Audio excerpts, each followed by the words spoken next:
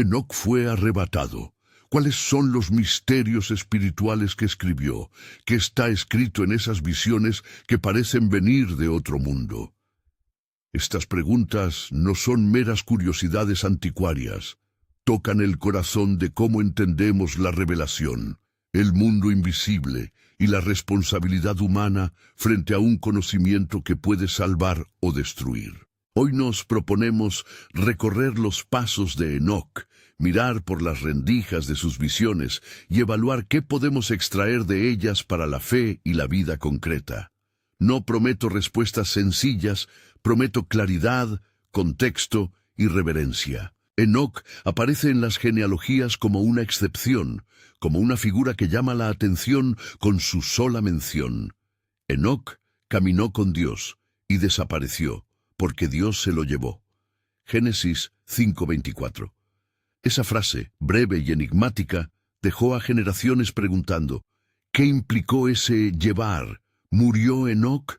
¿Fue trasladado? ¿Qué vio? A partir de ese hueco narrativo, nació una tradición enorme, la colección de revelaciones atribuidas a Enoc, conocida en general como Libro de Enoc o Prino Enoc. Ese libro no forma parte del canon bíblico en la mayoría de las tradiciones cristianas, excepto en la Iglesia etíope, pero su influencia histórica es indiscutible. Fragmentos aparecen entre los manuscritos del Mar Muerto y una cita explícita se atribuye en la carta de Judas, Judas 1:14-15. Así que, aunque no recibamos del texto la misma autoridad que de los libros canónicos, ignorarlo sería perder la oportunidad de comprender una capa importante del pensamiento judío, intertestamentario y del imaginario escatológico que circuló en el mundo antiguo. Si este tipo de estudios sobre textos antiguos y su impacto en la fe te interesa, suscríbete para no perder futuros análisis y profundizaciones. Imagina por un momento a un hombre que sin armas ni títulos mira el cielo y siente que algo lo llama. Enoc es presentado como el séptimo desde Adán, una posición que en la mentalidad bíblica sugiere continuidad y una función simbólica. El número 7 evoca plenitud, pacto, orden establecido. Pero lo que distingue a Enoc no es su número, es su caminar con Dios, esa vida coherente que lo hace digno de una comisión distinta. Según la tradición que recoge el libro de Enoc, su vocación fue doble, ser testigo y ser escriba. No simplemente contemplar, sino recibir mensajes y ponerlos por escrito para que otros escuchasen. La primera imagen que el relato nos ofrece es la de la llamada.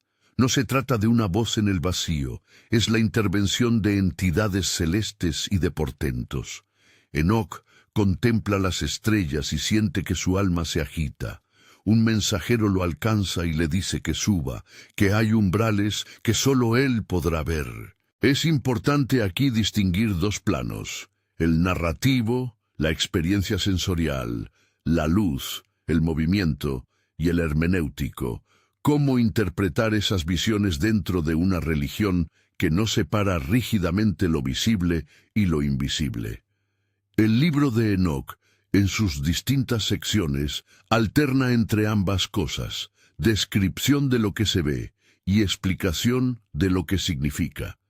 El resultado es un texto que pretende ser tanto verdad testificada como mapa para entender la historia del mundo.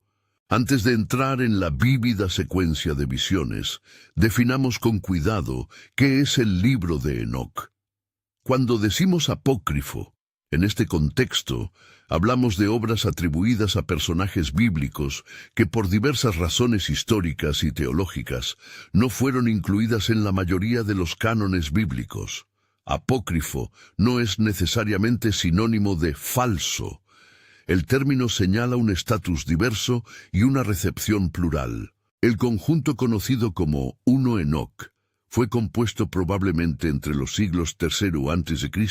y I de Cristo, en ambientes judíos y en diferentes estratos literarios. Hay secciones que parecen más antiguas, otras más tardías. Contiene visiones cosmológicas, relatos sobre ángeles, instrucciones calendáricas y parábolas mesiánicas. Todo ello forma un mosaico que ayuda a comprender la sensibilidad religiosa de una época en la que se está elaborando intensamente la idea del juicio final, de intermediarios celestiales y de una figura mesiánica que actuará como juez. Ahora volvamos al viaje. La escena del llamado prepara al lector para algo mayor, una revelación ordenada, casi procesional, de elementos que componen la estructura moral y cósmica del universo. Enoc es llevado más allá de las fronteras del mundo humano. Contemplará el orden de los cielos, los tronos de los ángeles, y de forma central presenciará el escándalo que precipita el juicio divino, el descenso de ciertos ángeles vigilantes a la tierra. Aquí conviene introducir otro término técnico que luego repetiremos: los vigilantes, del griego ir, o el etimológico vinculado a velar, son ángeles cuyo deber es observar y custodiar. En las narraciones en torno a Enoc se les llama también Watchers. El libro de Enoc los presenta con nombres, Semjasa o Semiasás. Existen variantes textuales. A veces aparece como Semiasás o Seyasa. Aparece como cabeza de un grupo significativo.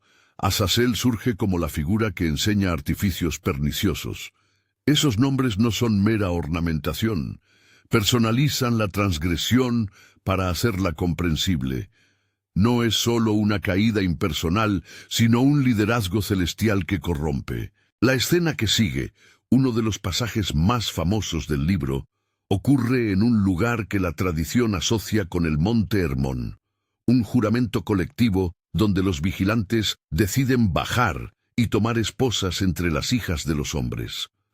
El acto, narrado con crudeza simbólica, consiste en cruzar la barrera que separa los ámbitos. Lo celeste se mezcla con lo terrestre de modo prohibido.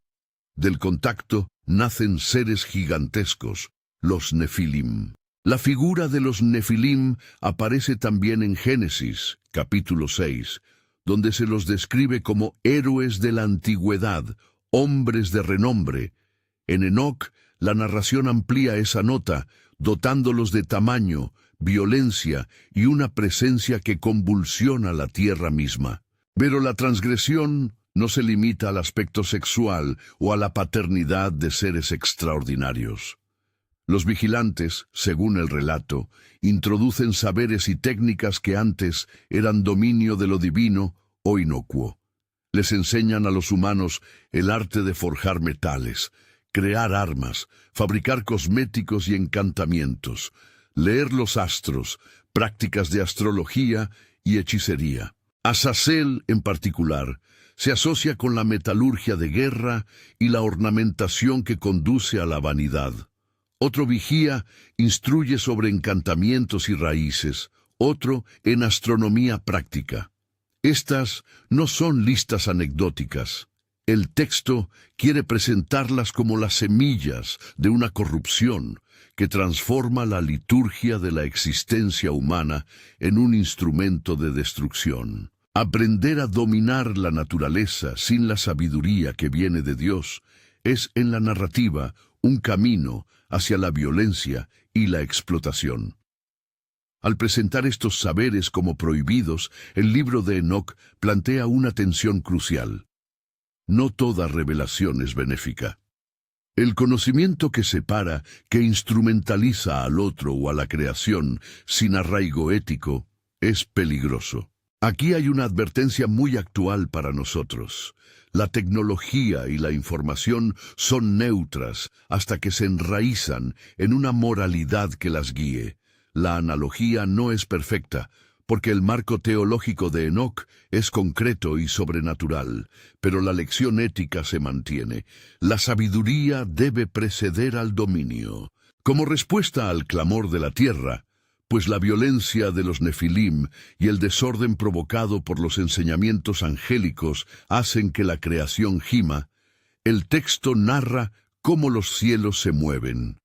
Este es un punto de gran dramatismo narrativo. Los ángeles fieles ven el daño y reúnen pruebas. La misma creación parece pedir intervención.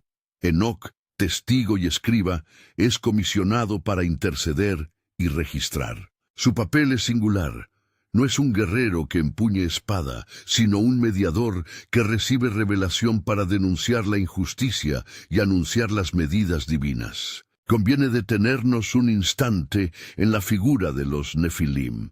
No son meramente gigantes en sentido físico.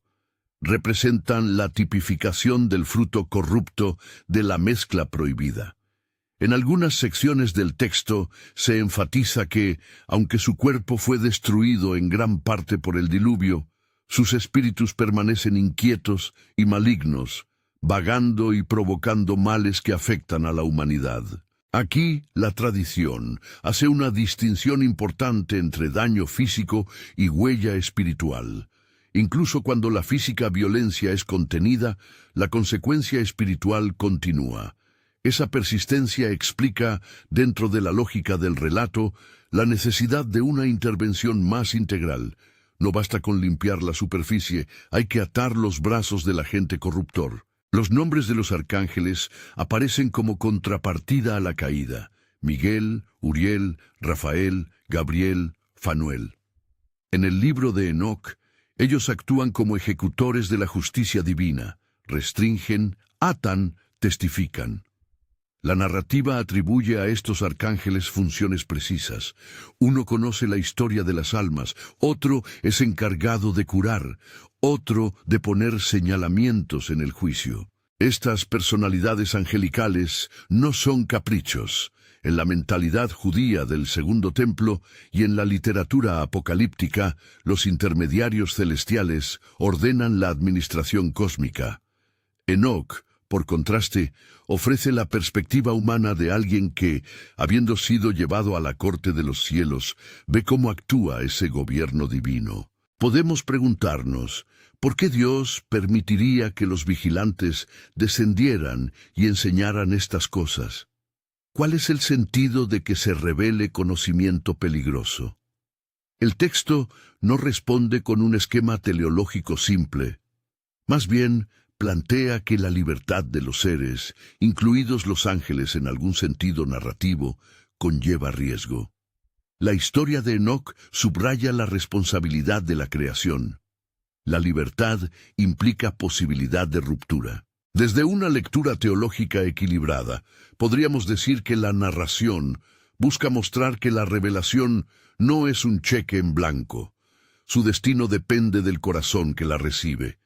Por eso, Enoc es tan necesario. Su papel no es solo recibir, sino interpretar y advertir. Mientras Enoc transcribe y anuncia, las consecuencias humanas se aceleran. La violencia se vuelve estructural. Se instauran golpes de poder. La belleza se convierte en máscara de orgullo. La sabiduría natural se distorsiona en conocimiento que destruye.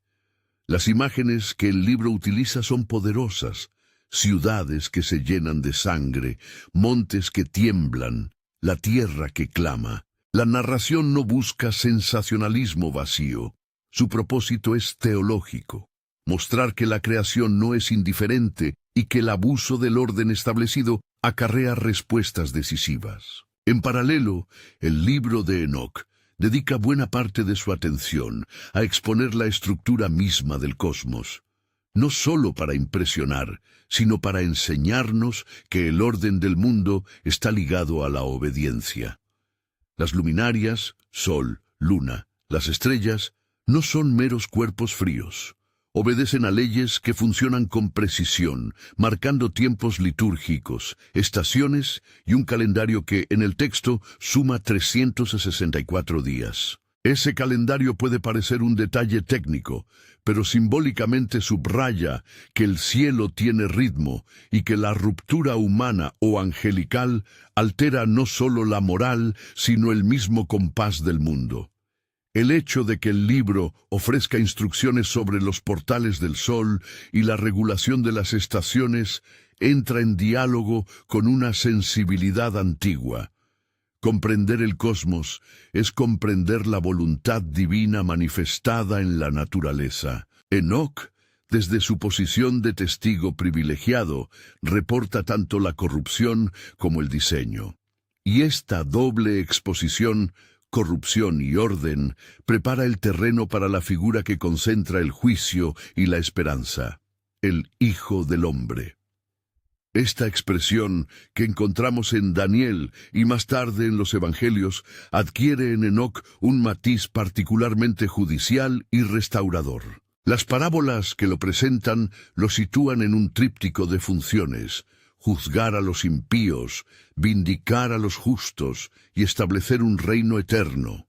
Pero aquí hay que ser precisos. Enoc no sustituye la lectura bíblica canónica. Ofrece una ampliación simbólica y apocalíptica que enriquece la imaginería mesiánica del período. No hay intención de forzar la identidad dogmática del Hijo del Hombre con una sola tradición, sino de mostrar cómo distintos círculos religiosos se prepararon para la venida de aquel que pondría en orden las cosas. Volvamos al ritmo narrativo. La escena después de la revelación sobre los vigilantes se vuelve más tensa. Enoc escucha y escribe, los cielos deliberan, las decisiones se anuncian. Hay una sensación de tiempo urgente. La corrupción humana es una amenaza que no puede prolongarse. La respuesta divina se vuelve necesaria para restaurar el equilibrio. Es exactamente en este punto donde la narración se hace más oscura, porque antes de la restauración hay acumulación de evidencia, exposición de culpa y, sobre todo, la certeza de consecuencias. Antes de seguir adelante con la secuencia del castigo, conviene hacer una aclaración hermenéutica para quienes escuchan desde la fe. Cuando el libro de Enoc describe encadenamientos, abismos y castigos para los vigilantes, está usando un lenguaje apocalíptico. Esa imaginería tiene propósito moral y escatológico. Presenta el destino de la rebelión como irreversible en lo que concierne a la justicia divina. Pero no debemos traducir mecánicamente cada imagen a hechos arqueológicos o literalmente físicos. El texto opera con símbolos y escenarios que hablan a la experiencia existencial del pecado y la reparación. A medida que la historia avanza, otros hilos se entrelazan. La relación de Enoc con su familia, Matusalén, Lamec y su papel frente a Noé aparecen como eslabones que muestran continuidad histórica. Enoc no es una figura aislada. Su mensaje impacta la generación que precede al diluvio. La historia, por tanto, articula un doble movimiento: el de lo cósmico, cielos, ángeles, orden, y el de lo humano, familias, sociedades, generaciones. Esa articulación hace que el relato sea efectivo. La teología que propone no es abstracta, sino terrenal y comunitaria. Mientras tanto, las voces que claman piden claridad. ¿Qué relación tiene todo esto con los textos canónicos que nosotros leemos hoy? Aquí la respuesta requiere equilibrio. Por un lado, Génesis nos presenta el núcleo. Enoc caminó con Dios y fue llevado. Por otro, Judas recoge una tradición derivada de esas historias más desarrolladas y parece aludir a la figura profética de Enoc. Judas 1:14-15. Sin embargo, la inclusión parcial en la recepción patrística y su completa adhesión en la Iglesia etíope muestran que la cuestión de la autoridad teológica es histórica y plural. Para la mayoría de confesiones, Enoc ilumina pero no sustituye la Escritura. Para la Iglesia etíope tiene un lugar distinto. Nuestro enfoque tiene que ser, por tanto, de prudente estima. Leer el texto críticamente, apreciarlo pastoralmente y usarlo con discernimiento teológico. En este punto del relato, el telón se prepara para un desenlace. Se anuncian medidas, se muestran los instrumentos del juicio, se colocan las responsabilidades. Enoc, en su papel de escriba, sabe que lo que documenta no es mero documento. Es una advertencia, una llamada ética. El drama que vivimos en la narración no es gratuito. Es un llamado a reparar, a volver a andar según el orden que sostiene la creación. Quizá al escuchar esto te surja una pregunta práctica. ¿Qué tiene que decirnos hoy el relato de vigilantes y nefilim sobre la vida de fe cotidiana? Primero, que el conocimiento sin humildad puede pervertir. Segundo, que las estructuras que permitimos en sociedad, tecnologías, prácticas culturales, saberes aplicados, requieren discernimiento moral. Tercero, que la historia de Enoc nos recuerda la eficacia de una vida coherente. Caminar con Dios no es una frase ornamental, es la actitud que prepara para ser portador de verdad en tiempos de caos. Enoc no intenta imponerse por su poder personal. Su autoridad brota de su proximidad a Dios y de su fidelidad al encargo de testificar. Mientras estas reflexiones laten, la trama sigue su curso. Las voces celestes se reúnen, y las decisiones que se toman en la corte de los cielos invaden la narrativa humana. Sentencia, encadenamiento y un plan de restauración que se anuncia con símbolos de fuego y limpieza. La imagen que el texto moviliza es tanto de juicio como de esperanza. Las aguas del diluvio eliminarán, pero también preservarán un remanente. La intervención divina corrige sin aniquilar la promesa de redención. Es en este cruce donde la figura de Enoc brilla con singularidad. No se queda en la contemplación pasiva, transmite, amonesta y se prepara para algo que todavía no se ha cerrado en la historia: su arrebatamiento, esa traducción del movimiento en Génesis, que será interpretada de diversos modos en las tradiciones posteriores. Algunos tomaron el término literalmente, otros lo vieron como imagen de elevación espiritual. Lo que no cabe negar es que el texto lo presenta como alguien que, habiendo cumplido su encargo, es llevado a un destino extraordinario. A medida que nos acercamos a la secuencia decisiva, la ejecución de la sentencia y la preparación para la restauración, conviene recordar otra cosa. Las visiones de Enoc están llenas de contrastes: luz y tinieblas, orden y caos, presencia divina y rebelión. Esa dialéctica es precisamente la herramienta pedagógica del texto. Al mostrar los extremos, enseña a escoger el camino correcto, y es también, para nosotros hoy, un llamado a mantenernos despiertos ante las seducciones que prometen poder sin responsabilidad. En estos relatos, los nombres importan. Cuando el texto menciona a Semjasa y Azazel, no lo hace para dar un repertorio exótico de demonimia. Los nombra para que comprendamos que la transgresión tiene rostro y liderazgo. Cuando nombra a Miguel o Uriel, busca mostrar que la justicia no es capricho humano, sino el orden ministerial del cielo. Nombrar es poner en el lugar de la memoria teológica aquello que las comunidades deben recordar: que las acciones tienen consecuencias y que la soberanía divina incluye tanto rectitud como misericordia. Hemos recorrido hasta aquí la llamada, el descenso de los vigilantes, la enseñanza de artes prohibidas y el clamor de la creación. Hemos visto la figura de Enoc como testigo y escriba, y hemos tocado la implicación ética de conocer sin sabiduría. El relato ya ha puesto sobre la mesa lo esencial. Hay una transgresión de lo divino. Hay un diseño cósmico que se ha visto afectado.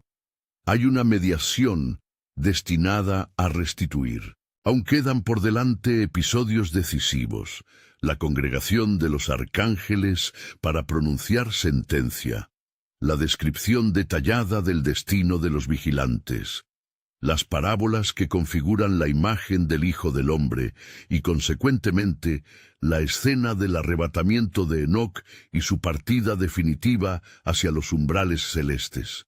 Es en ese cruce donde la narración alcanza su cúspide. Todo lo que ha sido revelado hasta ahora se hará público y la justicia se desplegará con todo su peso. Ahora, mientras te pido que mantengas la atención, imagina que estamos a punto de cruzar la línea que separa la exposición de la sentencia. Estamos frente a la corte de los cielos. Los informes están sobre la mesa, las voces se han escuchado y el veredicto se acerca. La atmósfera se espesa, la tierra aguarda la resolución. Enoc, que ya ha cumplido su función de testigo fiel, se prepara para lo que será la culminación de su misión. En ese momento preciso, la historia exige que nos preguntemos de nuevo, ¿qué significa vivir como quien ha visto lo invisible? ¿Cómo responder al conocimiento que comprobadamente exige conversión?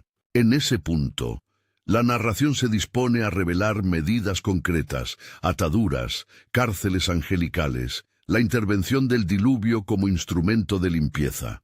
Esos detalles, que combinan metáfora y relato judicial, nos mostrarán cómo la justicia divina opera sobre la rebelión que corrompe tanto el cielo como la tierra. Pero antes de entrar en esa secuencia, conviene que asentemos lo aprendido. Enoc no es solo un personaje memorable por su desaparición, es un paradigma de servicio y fidelidad en tiempos de desorden. Su historia nos reta a medir nuestras propias respuestas frente al conocimiento y la tentación. Con esa tensión preparada, la narración está lista para describir el juicio, la acción de los arcángeles y la partida final de Enoc. Es allí donde el relato desenlazará algunos de los hilos que hemos ido tendiendo y mostrará, con imágenes que desafían la imaginación, cómo la restauración se logra sin renunciar a la justicia. Pero antes de entrar en esa escena decisiva, quiero que retengas una idea que es quizá la más útil para aplicar hoy: la relevancia de la fidelidad. En tiempos de confusión, la coherencia de una vida que camina con Dios se vuelve faro. El testigo fiel, aunque parezca insignificante, marca la diferencia entre la corrupción sin freno y la esperanza que resurge. En el próximo tramo veremos cómo los arcángeles ejecutan el veredicto, qué le sucede a los vigilantes y cómo Enoc, después de tanto ver y decir, es finalmente tomado por la presencia divina.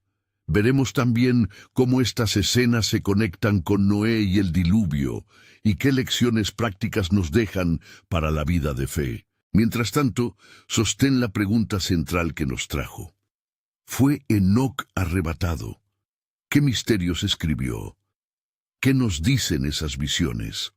Las respuestas que siguen no son espectáculo, son llamadas a la conversión y a la esperanza. La corte de los cielos se reúne en silencio. No es un tribunal humano con estrados y abogados. Es una asamblea de potestades que conoce el pulso del universo. En esa corte aparecen quienes han sido testigos de la transgresión y quienes, con autoridad, deben restablecer el orden. Allí actúan los arcángeles. Miguel, con su función de protector y guerrero espiritual; Uriel, portador de luz y revelador de misterios; Rafael, vínculo con la curación; Gabriel, el mensajero; y Fanuel, que en algunos pasajes aparece como el ángel del arrepentimiento y la esperanza. El relato de Enoc les asigna papeles concretos. No son títulos poéticos, sino agentes administrativos en la economía divina. El veredicto puesto sobre la mesa tiene dos dimensiones. Por un lado, es criminal. Los vigilantes han roto un pacto tácito entre los órdenes, han contaminado la creación y han armado la violencia con conocimientos letales. Por otro lado, es pedagógico. La sanción puntual pretende mostrar la gravedad de la ruptura y, simultáneamente, salvaguardar el marco de la misericordia divina. El castigo que recibe Semjasa, el líder que arrastró a otros, y Azazel, a quien se atribuye la enseñanza de artes de guerra y vanidad que corrompen, se describe con imágenes de encadenamiento y confinamiento en abismos. Estas imágenes, al mismo tiempo que pintan una escena de justicia, funcionan como metáforas de la limitación de la perniciosa influencia sobre la humanidad. En los textos en los que Enoc participa como relator, los arcángeles cumplen mandatos precisos, atan, colocan señalamientos y presentan las acusaciones. La narrativa es explícita. Se habla de prisiones que no son meramente geográficas, sino funciones cósmicas, de sellos que preservan el orden, de pronunciamientos que resonarán hasta el juicio final. Estas escenas nos muestran una teología de la responsabilidad. La rebelión tiene consecuencias y la administración del cosmos no es despreocupada. La justicia divina se muestra deliberada y metódica, como corresponde a quien cuida de la creación entera. ¿Qué sucede con los Nefilim? El libro de Enoc amplía la nota breve de Génesis sobre estos personajes y los presenta como la materialización de una fractura ontológica, gigantes que se devoran entre sí y someten a la humanidad a una violencia estructural. Su existencia no es solo un problema de tamaño, sino un síntoma del uso corrupto del conocimiento. Según la narrativa, su extinción física se vuelve necesaria y ocurre en gran parte con el diluvio. Sin embargo, el texto insiste en un aspecto inquietante. Sus espíritus no desaparecen por completo. Aunque los cuerpos fueron tragados por las aguas, las huellas espirituales de la corrupción persisten, provocando influencias diabólicas que afligen a los humanos. En términos teológicos, esto plantea un tema serio. El mal deja una estela que supera la contención física y reclama la vigilancia cotidiana. Aquí aparece de nuevo Enoc como mediador. Tras documentar lo ocurrido y recibir instrucciones, él denuncia la infamia y anuncia el castigo. Se despliega el contraste entre la actividad de los vigilantes y el testimonio de Enoc. La historia no se reduce a un choque de fuerzas, es también la lucha entre una voz que advierte y los ecos de la transgresión que se propagan. Enoc no combate con armas, sino con palabras y registro. Su pluma, por tanto, es instrumento de juicio y de memoria. Lo que él escribe será el testimonio para generaciones. El corpus de Prene Enoch, tal como lo conocemos, contiene segmentos que varían en tono y propósito. Entre ellos, la sección que a menudo se denomina las parábolas o similitudes, se centra en la figura del Hijo del Hombre. Este título, que resuena en Daniel, véase Daniel 7:13, y que reaparece en los Evangelios, en Primero Enoc adquiere un matiz judicial y redentor. Las parábolas despliegan una visión tripartita: juzgar a los impíos, vindicar a los justos y establecer un reino que restaura el orden quebrantado. Se trata, en su intención, de un símbolo que resume la esperanza mesiánica, que habrá un agente escogido por Dios para reconstituir aquello que la rebelión ha destruido.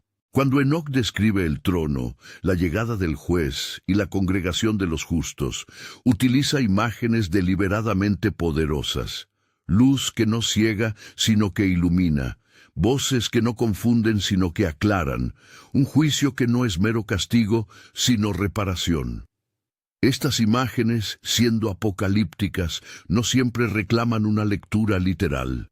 Sirven para comunicar verdades éticas y escatológicas, la promesa de reparación, la certeza del juicio y la esperanza de una restauración integral. En la tradición cristiana posterior, esas imágenes alimentaron expectativas mesiánicas que confluyeron con las enseñanzas de los evangelios. En el contexto judío del Segundo Templo, contribuyeron a pulir la idea del juez escatológico. El libro de Enoc no solo habla de juicios y agentes cósmicos, contiene una porción extensa dedicada a la estructura del firmamento y al movimiento regulado de las luminarias. En la llamada sección astronómica, el texto entrega un instrumento de vida litúrgica y civil: el calendario de 364 días. Para una comunidad que vinculaba cultos y tiempos sagrados a la regularidad del cielo, la propuesta de un año dividido y regulado era más que cálculo, era proposición de orden. El sol, la luna y las estrellas no actúan al azar, siguen puertas, portales y senderos que, según el relato, están vigilados y regulados por ángeles. El propósito teológico es claro. El cosmos funciona como testigo y mecanismo de la fidelidad humana. Cuando la humanidad se separa del ritmo ordenado, altera también sus celebraciones y su relación con lo divino. Esta idea tuvo implicaciones prácticas. La adopción de un calendario distinto implica diferencias en la celebración de las fiestas, en la contabilidad del tiempo sagrado y en la manera de entender la historia salvadora. En las comunidades judías del período intertestamentario existía diversidad en la forma de computar los tiempos. El libro de Enoc propone un modelo que, para sus adherentes, remendaba el desorden provocado por la transgresión. Hoy debemos observar esta propuesta con prudencia histórica. Su valor no consiste en resolver los debates calendáricos modernos, sino en mostrar cómo la percepción del cosmos alimentaba un proyecto de orden espiritual. La cosmología del libro es también un recurso pedagógico. Al describir umbrales del sol, portales de la luna y los senderos de las estrellas, el texto nos recuerda que la obediencia no es solamente moral, sino cósmica. Las luminarias son presentadas como servidores de un diseño.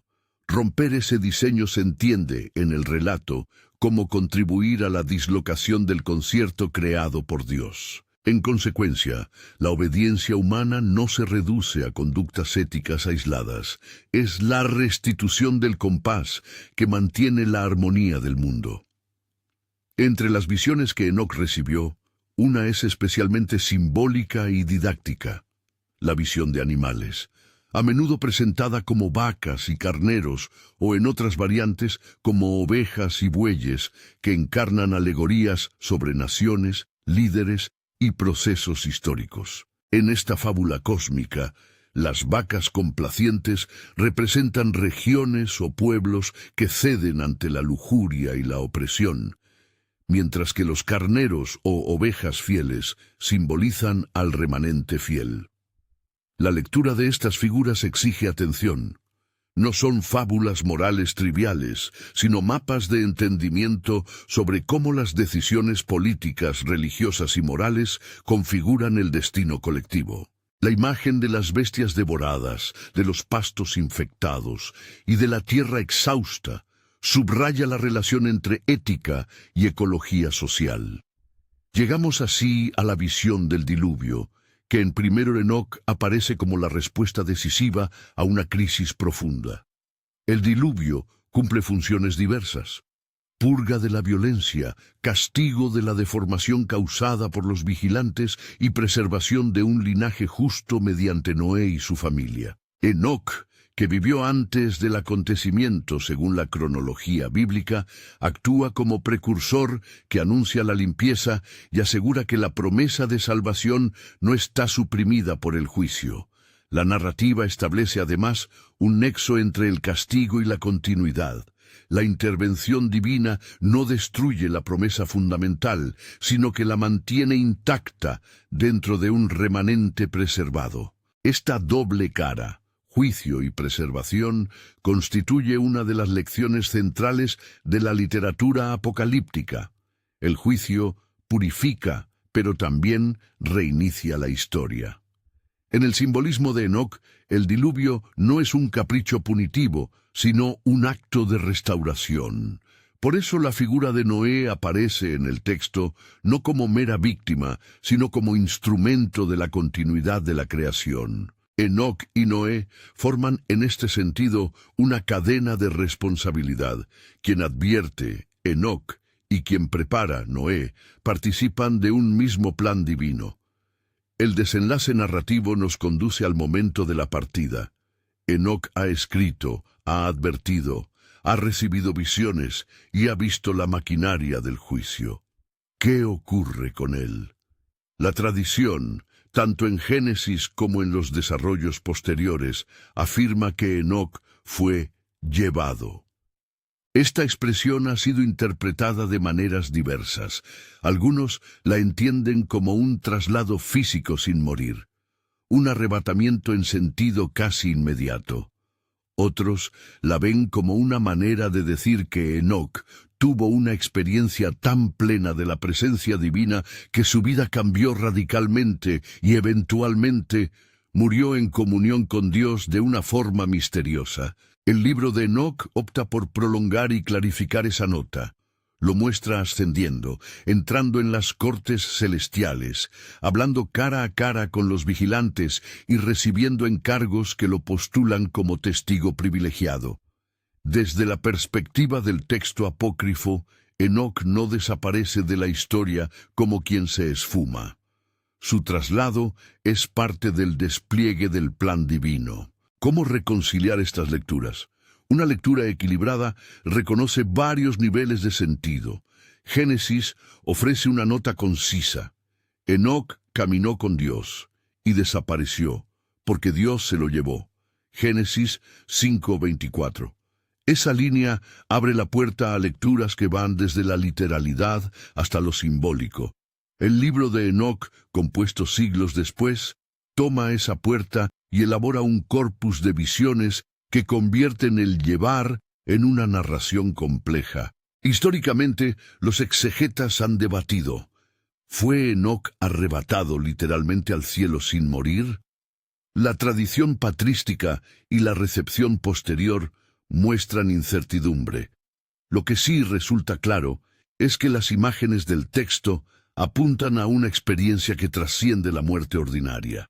Enoc se convierte en figura de esperanza, alguien que, por su fidelidad, es incluido en la administración celestial. En términos teológicos prácticos, la toma de Enoc nos ofrece dos lecciones. La primera es ética. La proximidad a Dios transforma la existencia. El caminar coherente con la voluntad divina dispone a la persona como instrumento de revelación. La segunda es escatológica. Enoc anticipa la experiencia de los justos que en diferentes tradiciones serán reunidos con lo divino al final de los tiempos. Estas lecciones son compatibles con la doctrina cristiana clásica que distingue entre experiencia del presente y consumación futura. Enoc se ubica en una frontera entre ambos horizontes. En la par de la narración, conviene atender a la historia crítica del texto. ¿Cómo llegó Prino Enoc hasta nosotros y por qué no figura en el canon de la mayoría de las iglesias cristianas? La respuesta es múltiple. Primeramente, el conjunto que conocemos como 1 Enoc es pseudepigráfico. Fue escrito atribuyéndose la voz de una figura antigua, Enoc, para dotar de autoridad a unas revelaciones surgidas en el período intertestamentario. Esta práctica era común en la literatura apocalíptica del judaísmo del Segundo Templo. En segundo lugar, aunque fragmentos de primero Enoc fueron hallados entre los manuscritos del Mar Muerto, lo que demuestra su difusión y antigüedad, y aunque Judas hace una referencia que parece remitir a la figura de Enoc, Judas 1:14-15, la Iglesia occidental y el canon hebreo no incorporaron el libro por razones diversas. Cuestiones sobre su origen, su teología angelológica que a algunos pareció excesiva, y la falta de aceptación universal entre las comunidades cristianas tempranas. La excepción notable es la tradición etíope, que recibió primero Enoc como parte de su corpus canónico y lo conservó en su liturgia y teología. El hecho de que primero Enoc haya sido influyente no implica que su autoridad sea equiparable a la de los textos canónicos para todas las confesiones. Aquí regresa la regla de oro de la lectura responsable. Usar primero Enoc como instrumento para entender mentalidades, expectativas y simbolismos del periodo, más que como fuente normativa exclusiva. Leer 1 Enoc enriquecen la percepción del mundo antiguo y nos muestran cómo se modeló la esperanza mesiánica, la angelología y la escatología, que luego encontrarían eco en el cristianismo primitivo, pero siempre con la cautela de no convertir sus imágenes en dogmas incuestionables. Dentro de la reflexión teológica surge una pregunta inevitable: ¿Qué grado de historicidad atribuimos a estas visiones? La respuesta no puede ser tajante. Hay rasgos que probablemente aman a la tradición oral y mítica, y otros que reflejan preocupaciones sociales concretas de su tiempo, lucha por la legitimidad, debates sobre autoridad religiosa, intento de ordenar la vida colectiva mediante calendarios y normas. La mezcla de elementos míticos y preocupaciones reales convierte a un Enoc en un documento híbrido, donde la historia y la teología se entrelazan. Por eso conviene evitar traducir literalmente cada escena a un mapa arqueológico o científico. El libro enseña, sobre todo, posiciones espirituales y teológicas. Desde la perspectiva pastoral, ¿qué hacemos con todo esto? Primero, reafirmar que la figura de Enoc nos recuerda el valor de una vida coherente. Su ejemplo es el de alguien cuya fidelidad lo coloca en posición de ser escuchado por generaciones. No se trata de imitar su calidad mística como un fin en sí mismo, sino de reconocer que la fidelidad cotidiana produce testimonio y que la integridad espiritual trasciende modas y contextos. Segundo, el relato nos llama a discernir frente al saber. El conocimiento, cuando se separa de la virtud, degenera en dominio que oprime. Enseñar a generaciones a temer y amar a Dios incluye formar en la responsabilidad del saber. Tercero, la narrativa nos obliga a mantener esperanza ante la corrupción del mundo. El juicio de Dios está siempre acompañado de una promesa de restauración. También hay, en la herencia de Enoc, una advertencia para las comunidades. La historia de los vigilantes muestra que la autoridad celestial no puede ser instrumentalizada ni banalizada. Las estructuras que practicamos en nombre de la espiritualidad requieren supervisión moral. Los liderazgos religiosos o culturales que se vuelven vehículos de poder sin contrapesos son susceptibles de degenerar. Enoc nos enseña la obligación profética de señalar la desviación y la necesidad de testigos fieles que recuerden el orden divino. Hacia el final, es necesario responder con claridad las tres preguntas del título que nos guiaron desde el inicio. Enoc fue arrebatado. ¿Cuáles son los misterios espirituales que escribió? ¿Qué está escrito en esas visiones? Respecto a si Enoc fue arrebatado, la respuesta teológica y textual es afirmativa dentro de la narración bíblica y en la tradición del libro de Enoc. Génesis nos da una nota breve sobre su llevar, y el apócrifo desarrolla esa realidad como un ascenso a la presencia divina que incluye funciones de testigo y escriba. La interpretación del fenómeno varía. Puede entenderse como un traslado excepcional que evita la muerte convencional o como una descripción simbólica de una cercanía tan total con Dios que la muerte pierde su sello habitual. En ambos casos, la narrativa sitúa a Enoc en una posición singular, alguien que por su fidelidad es incorporado de manera extraordinaria al ámbito divino. En cuanto a los misterios espirituales que escribió, Primer Enoc reúne varios núcleos temáticos que constituyen su aporte mayor. La revelación sobre los vigilantes y su caída, la descripción de los Nefilim y las consecuencias de su existencia, las parábolas sobre el Hijo del Hombre y el juicio escatológico, la cosmología detallada de luminarias, portales y el calendario de 364 días, visiones simbólicas que representan la historia humana y la condición de Israel, y finalmente, un tejido de advertencias éticas que vinculan conocimiento y responsabilidad. Estas materias son lo que podríamos llamar los misterios del texto, revelaciones que pretenden explicar el origen del mal, la función de los intermediarios celestes y la dinámica del juicio y la restauración. ¿Qué está escrito en esas visiones? En síntesis, se escribe una historia de origen del desorden, un diagnóstico de la corrupción que pasa por la mezcla prohibida entre lo celestial y lo humano, una exposición de las medidas que Dios toma para corregir y purificar, y una promesa de vindicación de los justos por medio de la figura del Hijo del Hombre. Además, se registra una cosmología que busca reimplantar un ritmo sagrado en la vida humana y una serie de avisos éticos para quienes manejan poder o conocimiento. Todo ello hace del libro una pieza de pensamiento escatológico y moral que interpela tanto al creyente antiguo como al lector contemporáneo. Para concluir, volvamos a la pregunta que atraviesa toda esta narración. ¿Qué significado práctico tiene para ti hoy que Enoc viera estas verdades? Primero, que la verdad no es neutra. La revelación exige respuesta.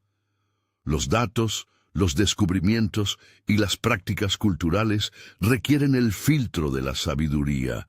Segundo, que la fidelidad perseverante tiene poder transformador. Caminar con Dios implica ser testigo en tiempos de desorden. Tercero, que la esperanza escatológica no es escapismo, sino horizonte que orienta la ética.